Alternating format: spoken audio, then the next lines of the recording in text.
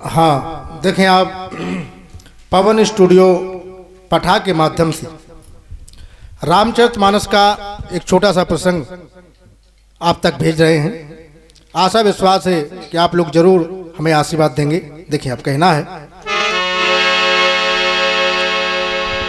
कि श्री गणेश गुरु के चरण बंदहूँ बारंबार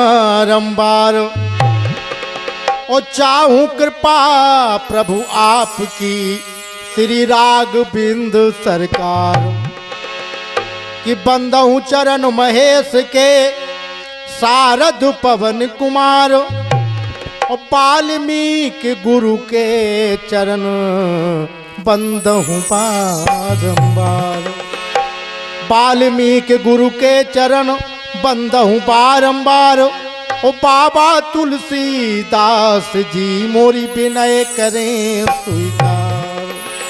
इसी आशा विश्वास के साथ देखें आप यहाँ अयोध्या में राज तिलक की तैयारियां होने लगी तो हुआ क्या।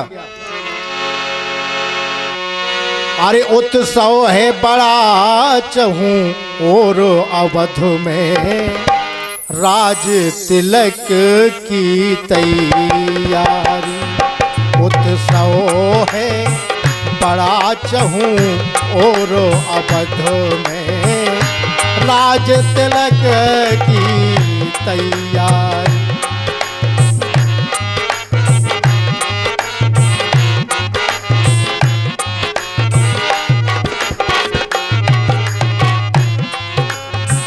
अब यहाँ चहूं और उत्सव है क्योंकि राम जी का राज तिलक होने जा रहा है तो अयोध्या सजाई गई। तब अरे हाँ हो अवध में, अरे हाँ हो अवध में नाच रहे सब नर नारी। अरे हाँ हो अवध में नाच रहे सब नर नारी। अरे हाँ हो अवध में नाच रहे सब नर नारी। उत्सव है बड़ा चहूं और अवध में राज तिलक की तैयारी। उत्सव है बड़ा चहूं और अवध में राज तिलक की तैयारी। चहूं और गाजे बाजे के साथ तैयारियां होने लगी। अब देखिए आप आगे होता क्या है। अरे विधना की गति निराली है कोई भी नहीं लख पाता है और नहीं कोई ठिकाना समय का है कैसा करवट ले जाता है। नहीं कोई समय का है कैसा करवट ले जाता है। नहीं कोई ठिकाना समय का है कैसा करवट ले जाता है।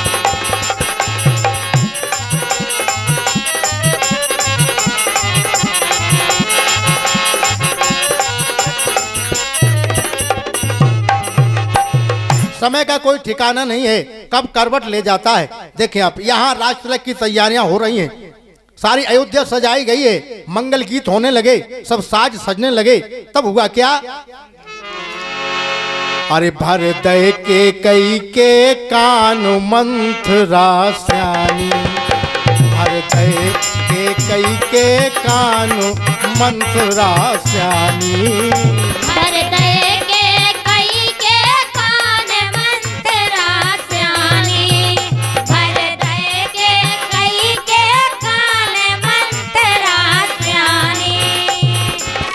अब यहाँ राज तिलक की तैयारियां चल रही हैं। यहाँ मंथरा ने केकई को भड़का दिया, केकई के कान भर दिए। कहने लगी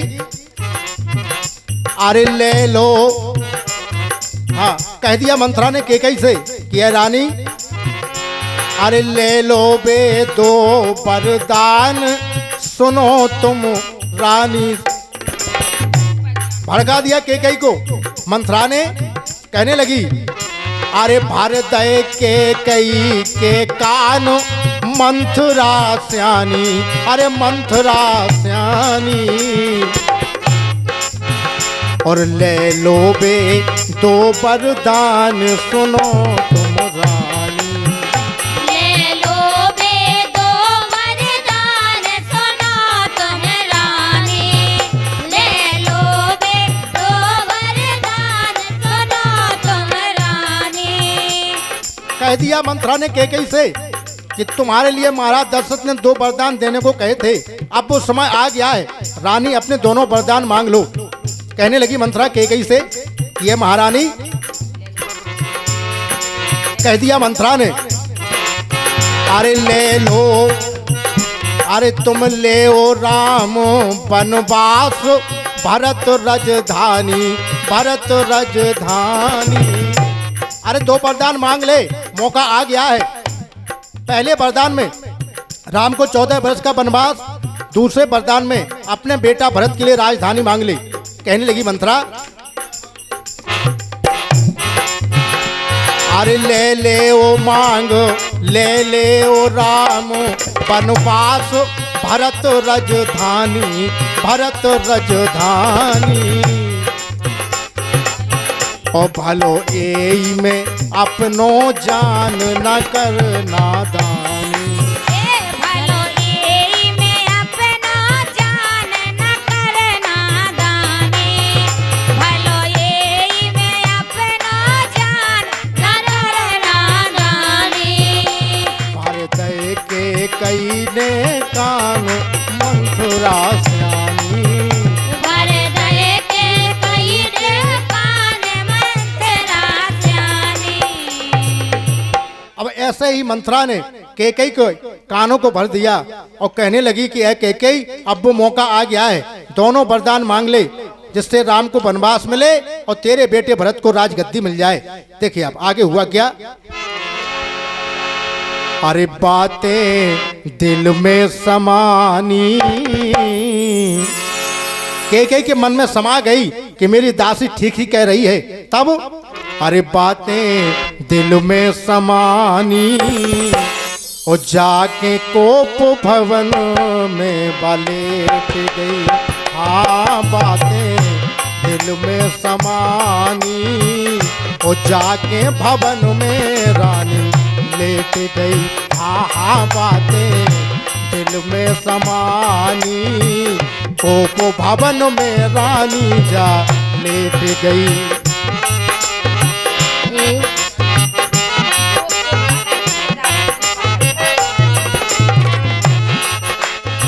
रानी कैकेयी के मन में बात समा गई कि मंथरा ठीक ही कहती है। तो महारानी कैकेयी जाके कोप भवन में लेट गई। तब अरे फेंक दए हैं जेवर तन के, महारानी कैकेयी ने कोप भवन में प्रस्थान कर लिया। तब अरे फेंक दए हैं जेवर तन के, बाल लए हैं बिखरा। हाँ हाँ बाल लए हैं बिखरा। अब महारानी कैकेयी ने वेशभूषा बदल दी अपनी। तब अरे फेंक दए हैं जेवर तन के, बाल लए हैं बिखरा। और बदन मलिन से पड़ गए हैं और चेहरा उतरा उतरा। बदन मलिन से पड़ गए हैं, चेहरा उतरा उतरा। और त्यागो भोजन और पानी, कह दिया महारानी कैकेयी ने, अरे त्यागो भोजन और पानी। अरे जाके भवन में रानी लेट गई। हाँ बातें अरे दिल में समानी, जाके भवन में लेट गई। बातें दिल में समानी।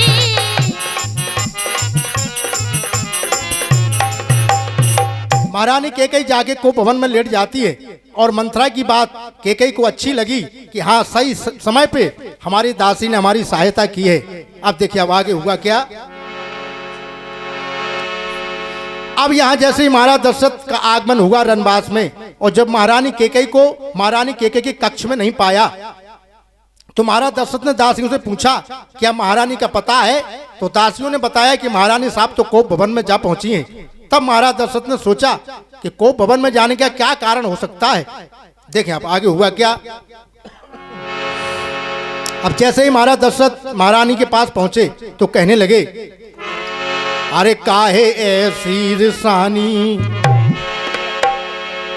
अरे काहे पे हो रिसानी, बताओ रानी काहे पे हो रिसानी, बताओ रानी हो काहे पे हो रिसानी, बताओ रानी हो काहे पे हो रिसानी, बताओ रानी काहे पे हो रिसानी। अरे काहे पे हो रिसानी, बताओ रानी काहे पे हो रिसानी हो, बताओ रानी, एका हो गई गिलानी। कहा महाराज दशरथ ने, अरे का हो गई गिलानी, बताओ रानी हो काहे पे हो रिसानी, बताओ रानी काहे पे हो रिसानी, बताओ रानी काहे पे हो रिसानी। काय पे हो रिसानी। जय हो। कहा महाराज दशरथ ने कि ऐ महारानी, अरे ऐसा क्या हो गया जिससे तुम्हें कोप भवन में आना पड़ा है। देखिए अब आगे हुआ क्या। अब महारानी कैकेयी ने जवाब दिया कि यदि आप हमसे पूछना चाहते हैं कि कोप भवन में क्यों आई हूं, तब महारानी कैकेयी ने कहा,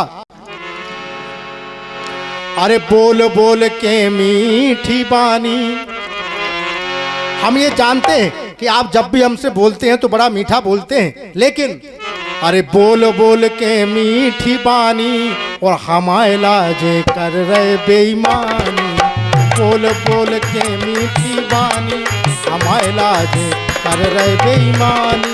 बोल बोल मीठी बानी हमारे राज कर रहे हैं रानी, बोल बोल मीठी बानी हमारे राज कर रहे हैं। महारानी कैकेयी ने कहा कि आप मुझसे बड़ा मीठा बोलते हैं और आज जब समय आया है तो कौशल्या के बेटे को राज देने जा रहे हो, मैं जान गई, बस ये कारण है मेरे कोप भवन में आने का। देखे कैकेयी ने कहा, अरे बोल बोल के मीठी बानी हमारे लाजे कर रहे बेईमान, बोल बोल मीठी बानी हमारे राज कर दई बेईमानी, बोल बोल मीठी बानी हमारे राज कर दई बेईमानी। कहने लगी महारानी कैकेयी कि ये महाराज,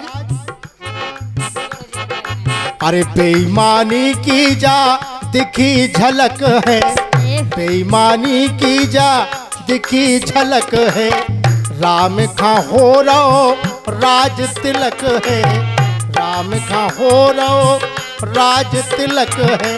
और जब राम को राज मिलेगा, अरे कौशल्या बने महारानी। आप प्यार हमसे करते हैं, हमें कहते हैं कि हम तुम्हारे लिए सबसे ज्यादा चाहते हैं, लेकिन जब राम को राज मिलेगा तो राम की माँ ही तो महारानी बनेगी। कहने लगी कैकेयी, अरे कौशल्या बने महारानी हमारे लाजे कर रहे बेईमान, बोल बोल के मीठी बानी हमारे राज कर रहे हैं रानी, बोल बोल के मीठी बानी हमारे राज कर रहे हैं रानी। और जब ये महारानी कैकेयी ने महाराज दशरथ से कहा, देखिए अब तब आगे हुआ क्या। अब यह महाराज दशरथ कहने लगे कि महारानी इतनी सी बात है, यदि आप भरत को राज चाहती हैं तो कोई बात नहीं है। देखिए अब कहने लगे, अरे देन कई ती बेदो वरदान। अब महारानी कैकेयी ने कहा कि मैं भरत को राज भी चाहती हूँ, एक वरदान आपसे और चाहती हूँ। आपने 2 वरदान देने को एक समय हमसे कहा था, आज मैं दोनों वरदान मांगना चाहती हूँ। यहाँ महारानी कैकेयी कहने लगी, अरे देने कई तीबे 2 वरदान, तो समय है नी को तेरा को, देने कई तीबे 2 वरदान, समय है नी को तेरा को।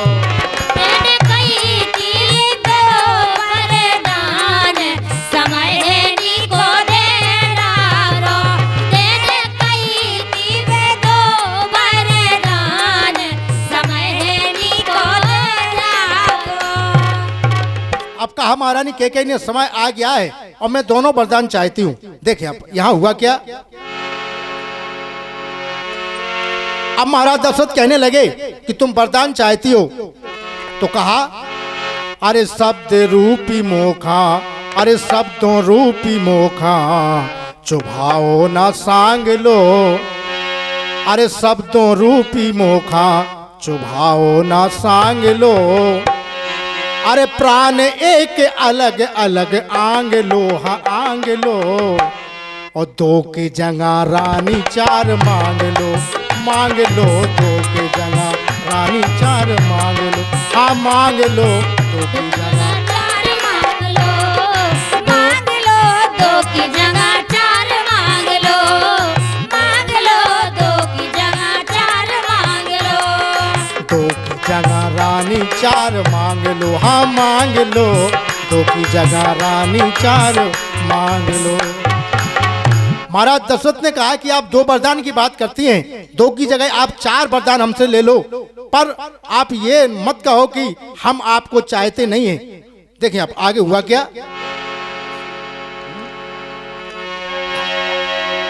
अरे भरत लाल को राज मिले। अब महारानी कैकेयी ने कहा कि मैं दो वरदान चाहती हूं, लेकिन वरदान मैं क्या चाहती हूं। महारानी कैकेयी ने कहा अरे भरत लाल को राज मिले तो तभी हृदय का घाव भरे, और 14 वर्षों तक राम सुनो तपसी बन के वनवास करे, 14 वर्षों तक राम सुनो तपसी बन के वनवास करे।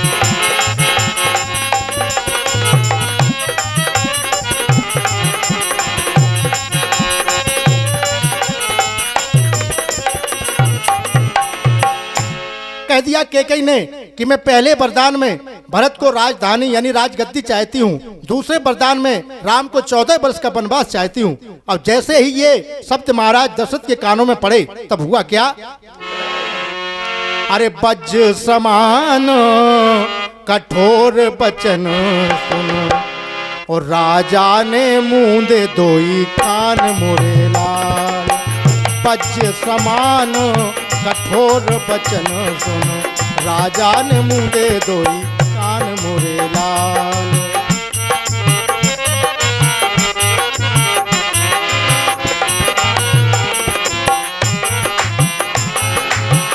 कहने लगे महाराज दशरथ अरे वज्र समान कठोर वचन सुनो, राजा ने मूंदे दोई कान मोरे लाल। अब कहा महाराज दशरथ ने कि महारानी अरे गद्दी भरत खा ले लो महारानी, अरे गद्दी भरत खा ले लो महारानी, अरे गद्दी भरत खा ले लो महारानी, बन नहीं भेजो मोरे प्राण मोरे लाल।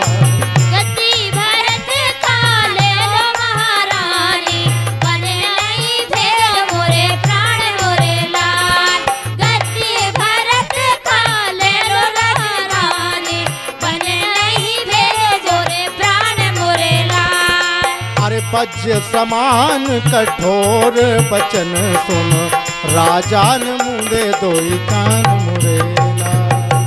जैसे ही महारानी कैकेयी ने कहा कि राम को 14 वर्ष का वनवास मिले, तो महाराज दशरथ ने अपने कानों को बंद कर लिया और कहने लगे महारानी अरे भरत को राज चाहती है, भरत को मैं राज देने को तैयार हूँ, लेकिन राम तो मेरा प्राण है, राम मेरे प्राण है, और राम को मैं वन नहीं दे सकता, राम के बगैर मैं जीवन को जी नहीं सकता। ये महारानी तुम क्या मांगना चाहती हो। देखिए आप आगे हुआ क्या।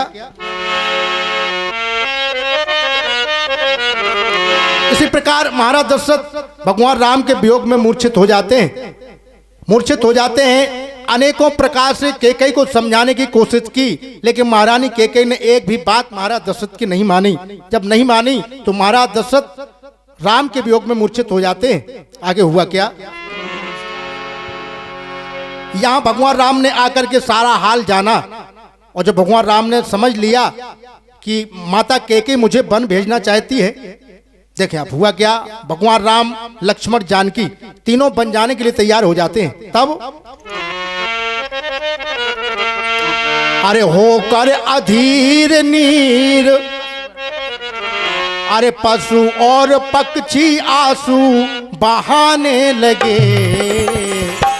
ये दशा हुई अयोध्या में कि पशु और पक्षी आंसू बहाने लगे और होकर अधीर नीर, अरे होकर अधीर नीर बहाने लगे। अरे जैसे जीवन की दौलत अपनी गंवाने लगे और छोड़ करके अयोध्या राम जाने लगे, छोड़ कर के अयोध्या राम जाने लगे। छोड़ कर के अयोध्या राम जाने लगे, छोड़ कर के अयोध्या राम जाने लगे। अब यहाँ राम लक्ष्मण सीता तीनों जाने के लिए तैयार हो जाते हैं। अयोध्या वासी विकल हो गए, रोने लगे, सारी अयोध्या में उदासी छा गई। और कैकई के लिए, अरे बुरा भला कैकई को सुनाने लगे। अयोध्या वासी कहने लगी कि सारा काम बिगाड़ दिया कैकई ने, कैकई की मति मारी गई जिसने राम को वनवास मांगा है। अरे बुरा भला कैकई को सब सुनाने लगे, बुरा भला कैकई को सब अरे सुनाने लगे। छोड़ कर के अयोध्या राम जाने लगे, छोड़ कर के अयोध्या राम जाने लगे, छोड़ कर के अयोध्या राम जाने लगे। छोड़ करके जब अयोध्या राम जाने लगे। यहाँ राम, श्री राम, जानकी और लखनलाल तीनों जाने के लिए तैयार हो जाते हैं। और अयोध्या वासियों ने जब देखा, जितने भी भगवान राम के भक्त, सारी अयोध्या में उदासी ही उदासी छा गई, क्योंकि राम के बगैर कोई रहना नहीं चाहता अयोध्या में। तो अयोध्या वासी मिलकर के सब वहीं पे आ गए और कहने लगे, अरे वहीं पे रम जाएंगे, हम भी वहीं जाएंगे जहां हमारे प्रभु श्री राम जी रहेंगे। अरे वहीं पे रम जाएंगे जहां रघुनंदन, वहीं पे रम जाएंगे जहां रघुनंदन, वहीं पे रंग जाएंगे जहां रघुनंदन, वहीं पे रंग जाएंगे जहां रघुनंदन।